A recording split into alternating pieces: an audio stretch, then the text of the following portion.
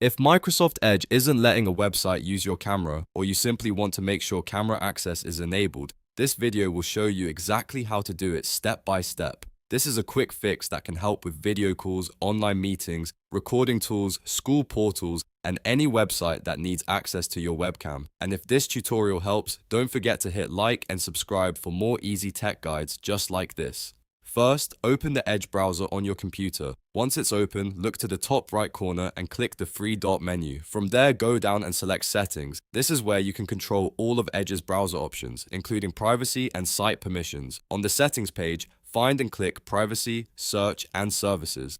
This section is where Edge stores important options related to tracking prevention, browsing data, and website permissions. Now scroll down until you see Site Permissions, then click it.